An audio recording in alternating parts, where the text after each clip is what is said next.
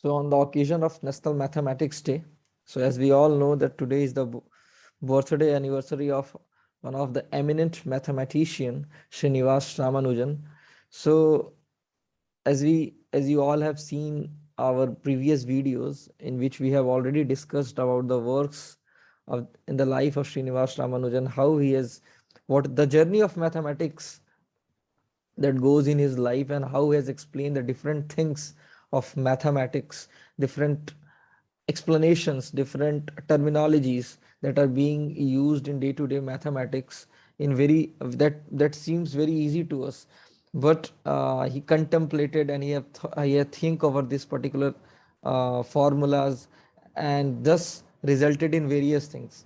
One time when Ramanujan was asked that what basically equation is to you, so he explains to G.S. Hardy that an equation is for me is the thought of God that I am explaining to you. So if you contemplate or if you analyze his words, what we come to know that he wants to tell that there is something beyond calculations is mathematics. The mathematics is beyond. It's just like a painting where that a unique type of painting in which universe want to explain itself. Means if there is a supreme creator, he must be a painter in which he is actually communicating with us, that in which he wants to tell about what is going and how the different things work in this universe. So Ramanujan was basically trying to say the same thing. Eventually he explains the same thing, as we have seen the movie The Man Who Knew Infinity, where he was explaining to G.H. Hardy that from where he get his formulas. So we can have we have the clip, so we can see the clip. You wanted to know how I get my ideas.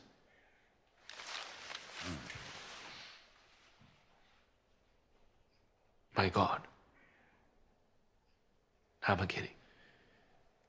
She speaks to me. Puts formulas on my tongue when I sleep. Sometimes when I pray.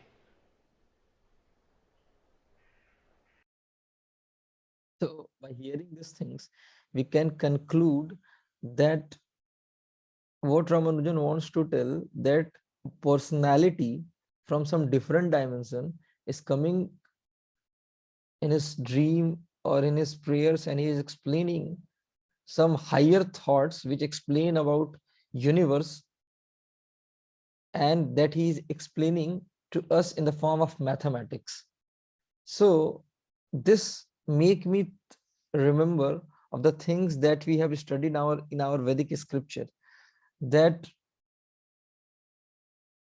when Lord explains Bhagavad Gita to Arjuna, so he was saying Sarvasya Chaham Hridi Sandravishto, means that I am seated in everyone's heart, and from me come knowledge, remembrance, and forgetfulness. By all the Vedas, I am to be known. Indeed, I am the compiler of Vedanta, and I am the knower of the Vedas. Here it is that Lord is mentioning that those surrendered soul who are surrendered to him, he provide them the knowledge. And since he is sitting inside the heart, and Ramanujan was one of such surrendered soul, eventually when he was at Trinity, he used to pray to Namagiri. So the point is that this the life statements that Ramanujan make throughout his life, and the things that he presented through his words, make us think of Vedic scriptures or the Vedic things, how they are actually affecting our life, how the Vedic culture actually works throughout the centuries of time, and has presented a vast knowledge. So when we go inside, when we take a deeper insight, what we found, there are also roots of mathematics in the Vedic scripture. How? We can have a look on them. Just when we will go, then we will find that the numerical system that we are knowing now that is basically helping us to count, is already discussed in India. Is actually, you see what is written, one of the book that I am mentioning, this is the research data of Indian ancient Vedic culture by one of eminent researcher, Stephen Knapp. What he is saying, in his book, where he has taken references from the various books that is mentioned, that is being mentioned in the last slide of this particular PPT, the numerical system of India. What we are able to see, you see, the numeric script from India is one of the greatest contribution to the world. The Greek alphabet, for example, was a great hindrance for calculating. The Egyptians also did not have the numerical system. For the number 996 had to use 23 symbols. And what they are concluding, only after they adapted the Indian system that was called Arabic numeral did they find what they needed. The work of Greek mathematician Euclid and Archimedes helped bring out many perspective and insights. We all know all these things. But what you see, what Carl Friedrich Gauss, all of us know the Gaussian plane, the Argand plane, the prince of mathematics, was said to have lamented how much more advanced science would have been if Archimedes in the 3rd century BC had not failed to foresee the advanced nature of Indian system of numeration. You see, he is mentioning about the Indian system of numeration. Such mathematicians who actually we consider as pioneer of mathematics that we are actually studying right now.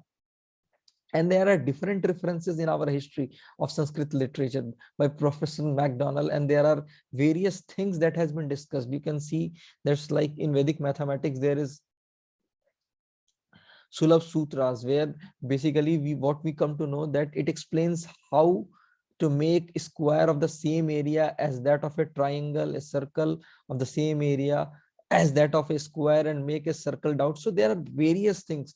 So in Sulabh Sutra, there are various dimension analysis that has been already done in Vedanta, quantum mechanics, and there are various explanation that has already been discussed, in particular the Sulabh Sutra. I will share this particular PPT in our link. You can have watch on this particular PPT where you will able to know that how much in great detail the mathematics has been discussed in our Vedic scripture, and how even eventually I have also mentioned that how the mathematics that is particularly belonging to our Indian culture has been that our Vedic root culture has taken out from Al-Khwarizmi, Arabic mathematician, to different part of the world, and which again come to us in the form of, you can say, Western mathematics.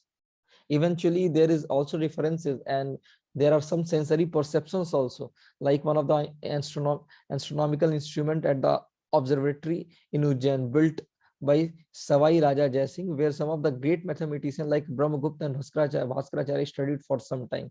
So these are the things. ऐसा नहीं है कि just we are saying and there is no any sensory perception. Even there are some sensory proofs, or the proof that are visible to our eyes, that has been done some very past year back. Newton as well as Einstein, when they were not, when such theories were not there, that we term as Newton laws of motion, theory of relativity, already these things has been discussed in our Vedic scripture and Vedanta in much great manner.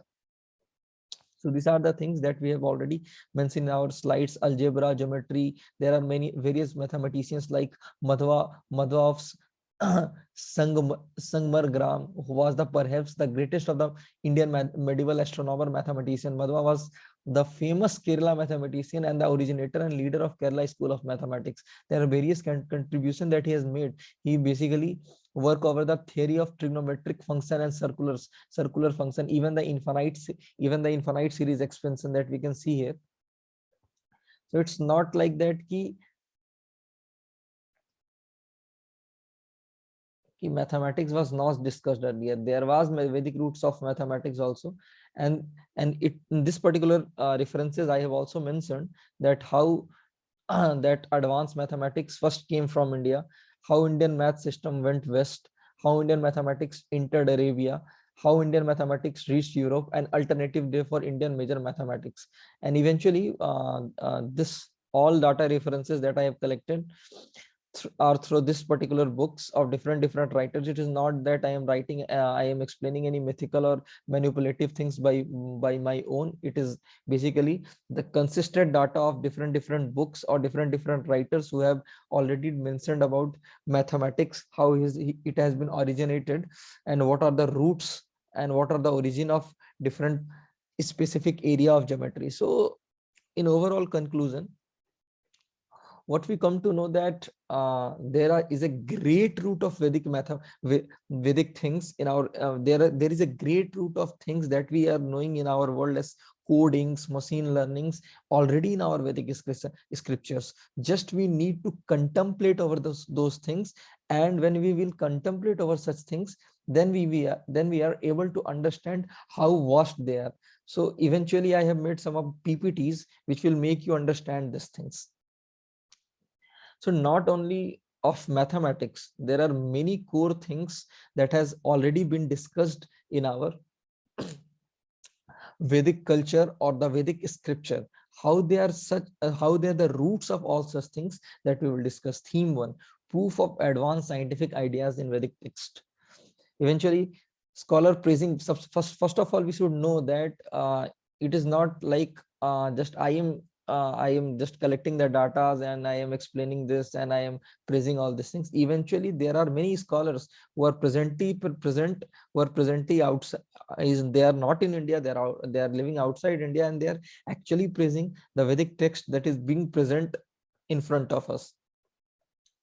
For example, the Tao of Physics written by Fritjof Capra, what he is saying, Fritjof was convinced that in the Vedic text of ancient India lay the key to understanding the science of quantum physics and beyond.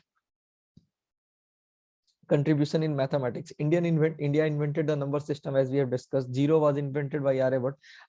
When we hear that zero was invented by Aryabhat, people say, oh, zero, you all people of India, that you explain on only one thing, that zero has explained by Aryabhat. No, Aryabhat just does not give zero. He explained that why zero can represent which is nothing in our space, how nothingness can be explained by zero, how zero can act as constant. So it's not a normal thing at that time to think that how it will act as a constant. And Aryabhat give a proper proof that how zero can act as constant. Even not only of zero, he has various other work. Aryabhat was the first to explain the spherical shape, size, diameter, rotation, and correct speed of Earth. Indian discovered the arithmetic and geometric progression, even the permutation and combinations, as explained by Madhava of Kerala that we have discussed. Arithmetic progression is explained in Yajurveda. Bhaskaracharya too, second segment, has given clear explanation for infinity with examples in Bij Ganit, discovered the theory of continued fraction. Govind Swami discovered Newton-Gauss interpolation formula about 1800 years before Newton. Brahmagupta first explained positive and negative numbers and their calculation in this book Brahmasupta Siddhant. Vateshwaracharya discovered Newton-Gauss forward and backward interpolation formula about 1000 years before Newton contribution. So these are the things.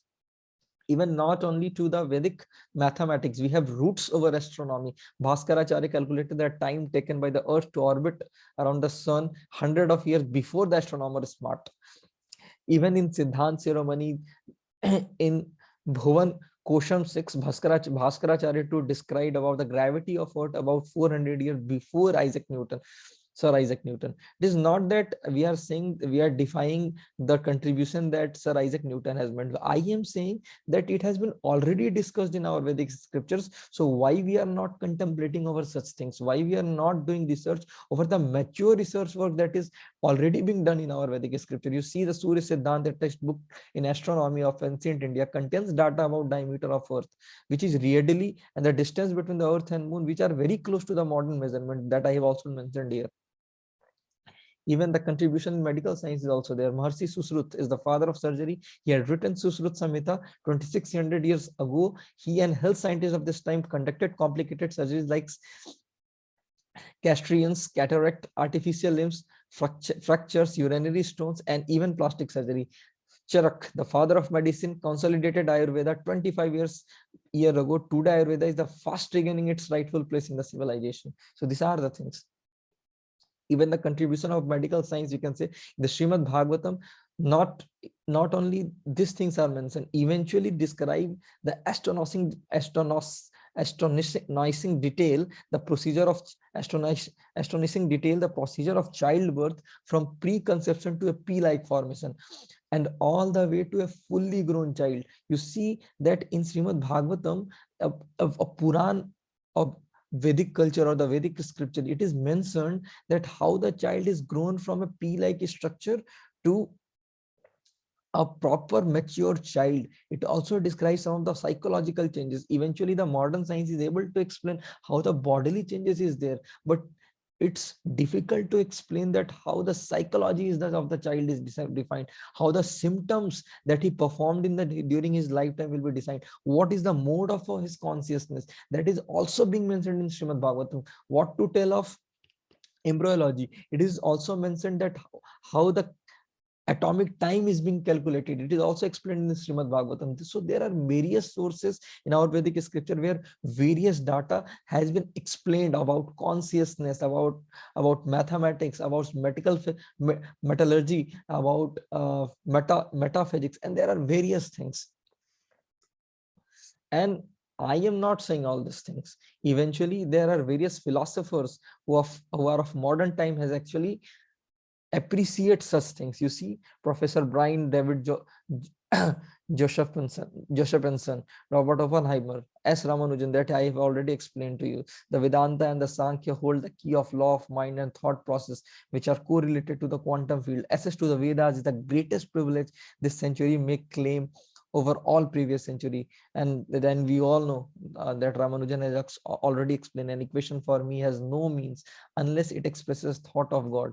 There are many scientists also who has explained it. You see, Alan Watts, Jean Salvian Belli. These are the people who have already explained what that to the philosopher of India. However, relativity is no new discovery. It has mentioned in our Vedic scripture. Just as the concept of light year is no matter for astonishment to the people used to thinking of tiny millions of years in kalpas. The movement of star, which was calculated by Hindus 4,500 years ago, does not differ even by a minute from the tables which are using today.